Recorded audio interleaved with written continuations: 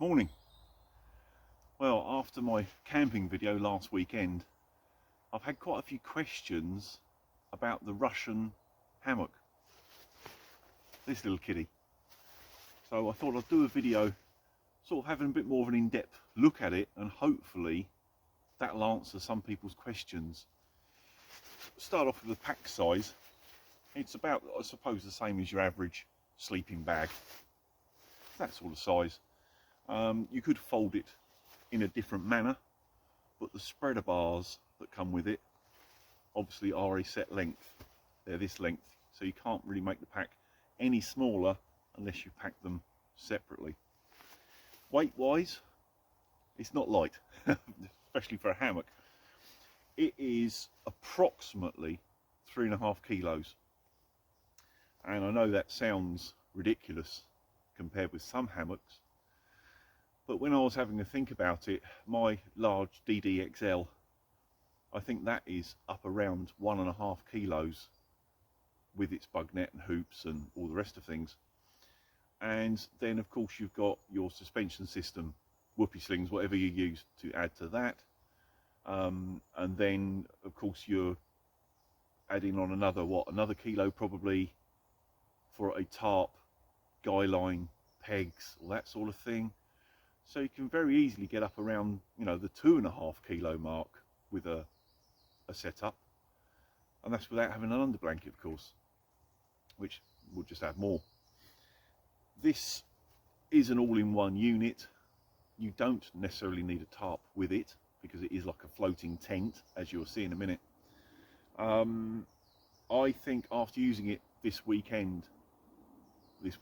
last weekend in the wet, I would also always take a tarp with me, because although this didn't leak, you don't have any other sheltered space, and you don't want to spend the whole day zipped up in here. You need a bit of outside space for sitting, cooking, that sort of thing. So a tarp with this would be my preference for, you know, wet weather. But I'll go ahead, I'll get him out, set him up, not necessarily as I used it, but I will set him up as it's meant to be with the kit that's supplied with it, and then I can go through the pros and cons that I've found so far. Right, this bit's quite simple.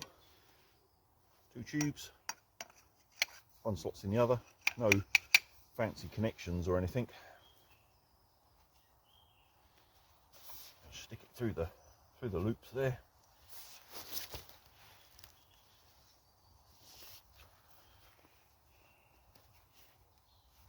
And the end one's got like a little pocket to it so it can't slip out.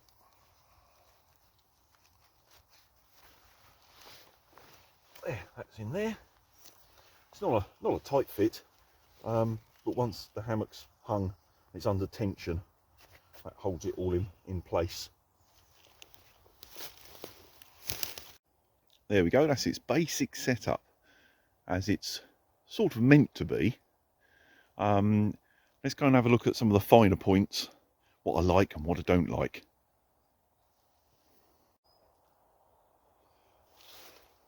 Right, you can see the loops here that the spreader bar goes through, and also this is of course what the paracord runs through to hold it up. Strange system. It's only 2 strings. The first one starts on the outer edge. It goes up through the carabiner, down to the centre, through the centre, back to carabiner, back down to the outer. And the second string just goes from this one up, round the carabiner once, finishes on this one. And that's also why I've got a length of paracord on that. When it turned up, these were only sort of just tied on very loose, wasn't knotted properly. No way it's ever been used like that. It would have just fell apart. So maybe it was never issued, I don't know, but it certainly was never used in the way it was sent to me. As it was only tied loosely, all the strings were at different tensions, so of course it wouldn't hold straight. So all I did was take off the short string, this one, equaled out the pressure on the main string, the long one. Once I was happy with that, knotted it off, and then thread the short one round, and just kept tensioning until I was happy that the tension was roughly equal. You're never going to get it perfect, but you know, roughly equal. And then once I'd pulled enough through, that's why I've got a bit of a long tail here. I've never bothered trimming this, just in case I ever want to adjust at a later date, but I'm fairly happy with where it is now. So the strings are fairly equal and knotted off. This Paracord, I don't know whether it's probably the Russian version of Paracord, perfectly strong enough, it does the job. Unlike some of the other bits, which I'll show you now. As you can see, they also supply cord to fix it to the tree. Now, this isn't the supplied piece, it was just the piece I had to hand. The supplied piece for this job is about twice the thickness as standard, but it still stretches like there's no tomorrow. And it doesn't matter if you get this absolutely bomb tight, you sit in the hammock and you basically end up sitting on the floor. It stretches so much. I've put it up today with this, just to show how they sort of recommend it should be done. I found it a complete nightmare. I tried it a couple of times, just setting it up at work before taking it out, and it just didn't work for me. So I took my ordinary tree straps, the daisy chain loop type, looped around the tree as per normal, stuck the carabiner through it. They just work. Okay, they're a little bit more bulky, maybe a little bit more weight, but that's better than sitting on the floor. So the string it comes with, if you get one, just bin it. Just use daisy chains or a whoopee sling type setup with, what is it they call? Amsteel, is it? Something that doesn't stretch, basically. That's what you need to do. This stuff that they supply it with is just not man enough. The other part of the setup, of course, is this little sort of hood section, rain guard or whatever you'd like to call it. Simple piece of paracord off here, which you just attach to the carabiner to pull this out.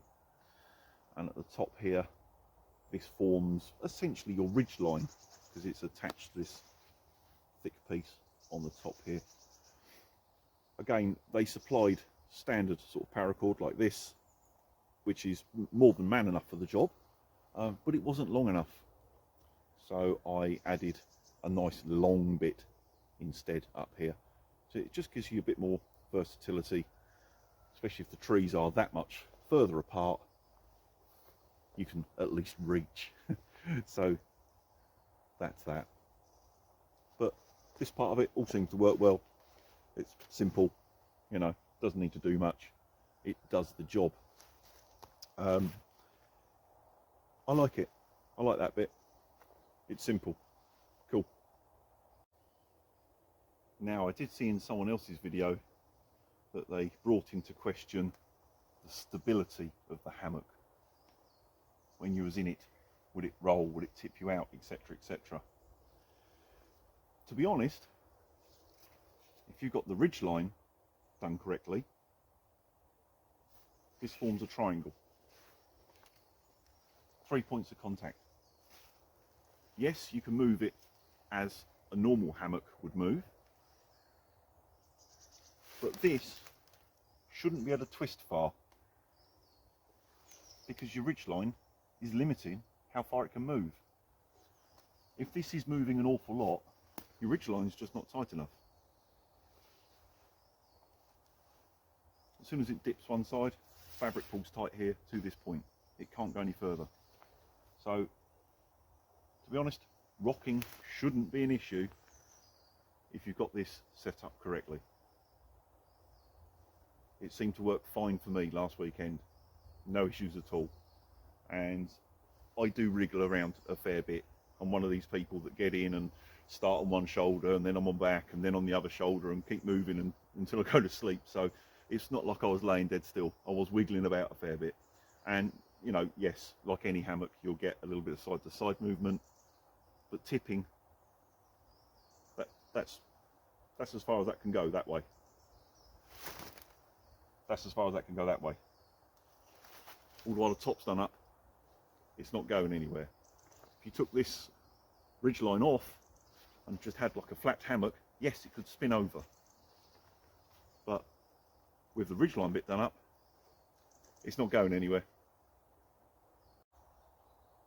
Now, I don't know how well it shows on video, but I've got the doors open. This is just the bug mesh. And it's quite effective, the camo on there.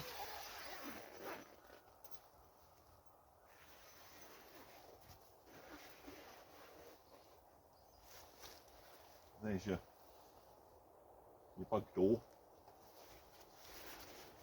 That's the proper waterproof door. There is a zip where they zip together. You can have them up in one or separate them. And it's the same with the little one here on the left shoulder, and there's a big one head end.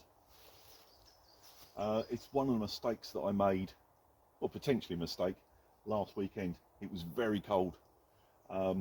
Didn't have an under blanket, so I zipped it right up to sort of maximise the heat trapped inside.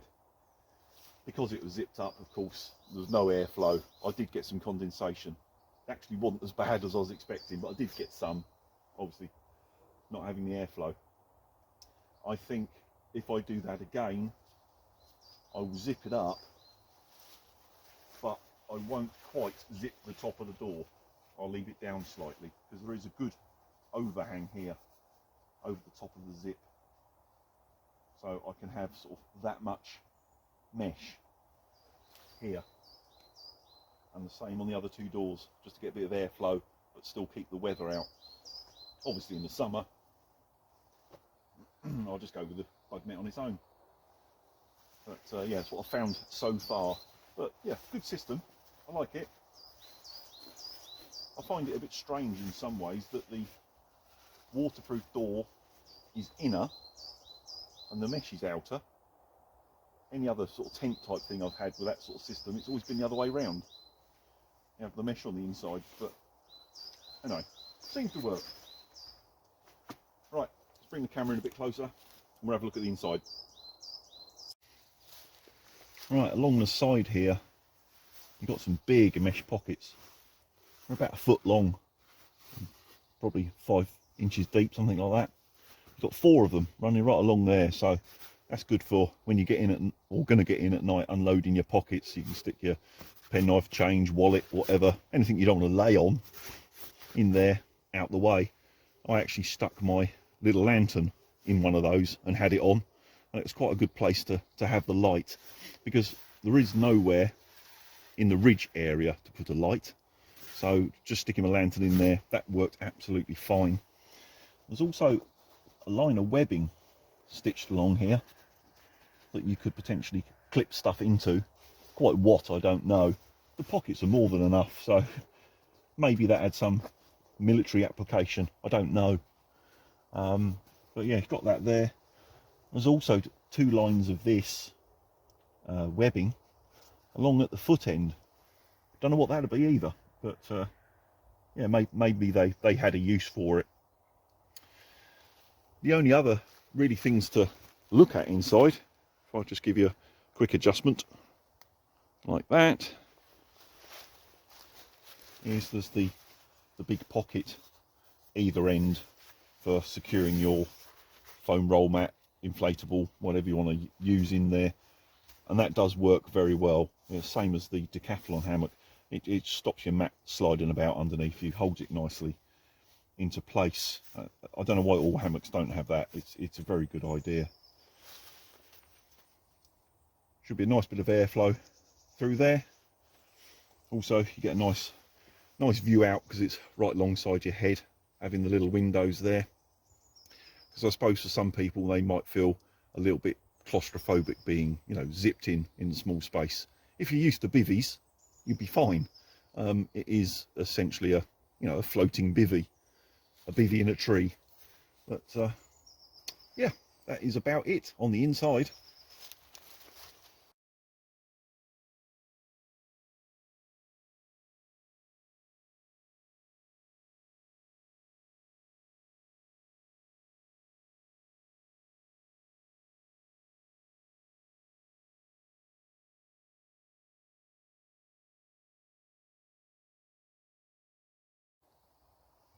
Now the other thing you can do with this is actually have it on the floor as a bivvy, or a very small tent.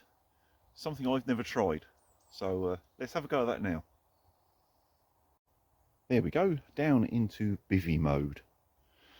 Now I've just disconnected from the tree and put it straight on the floor essentially. There is a couple of ways of doing this. I don't know whether you can see from there, but on the strapping along the bottom, which I think is like handles for if you wanted to use it as a field stretcher, there's actually a grommet in each corner where you can put pegs through and peg it to the floor, which is what I've done. I've left the poles in their normal place at the moment. As you can see, just disconnected, plop that on the floor for now, pole still in its normal place, and just put a peg in each corner. So if you're somewhere where there's trees, you can literally just take the ridgeline top piece, tie either end to a tree, job done. If you're somewhere without trees, out in the open, what you can do is take the pole out from its normal position and have it upright up into there, into that little pocket. So you've got a conventional pole, should we say, like they have in a lot of tents here, and then the little rain flap, you can take that down to a peg to secure it on the floor. You won't need the ridgeline top pieces, and of course you could set it up in an open place if you haven't got trees to tie to. So there's two ways of doing it. I'm generally in the woodland, so it will be normally done like that. If I was planning on the floor, I wouldn't even need to take the poles with me, so I could save a little bit of weight as well. So yeah, just two lines to the trees, peg in each corner. There is grommets halfway along as well, so you could peg the middle out as well to make it a bit more spacious if you wish. But it's quite a simple transition. There is these little tags here too. I'm not sure quite how you'd use them. I suppose you could guy line out the sides a little bit if you wanted it a bit wider, but if you're tight at the top, tight at the bottom, you're not really going to gain much. I'm still yet to find out for certain what these are for, but it's quite versatile. I think I'm going to use it like this the next time out, just for the hell of it really, but I will be taking a ground sheet with me to put underneath it, because the bottom's canvas, gets wet and mucky. It'll take a long time to dry out, so it'd be sensible to have some waterproofing under there. But an interesting setup. That will definitely be my next thing to try. Well, that was my bit of a more in-depth look at the Russian Army hammock, tent, bivvy. I suppose it's all of them really. One thing, someone out there might be able to answer it for me. I'm still yet to work out what these two sort of handles are on the top. I just can't sort of get my head around what they would be used for. It's probably a military application of some description, but I just can't think. Why just two there? Nothing up this end. It's not like the central or anything like that. I can't see that you'd need to, I don't know, run a ridge line through it or anything like that. So, what's that for? Who knows? I'm not going to be using them, so it doesn't really matter, does it? But it'd be interesting to know all the same. So, thanks for watching. Next time I'm camping, it'll be this little kiddie in this sort of format. See you on the next camp.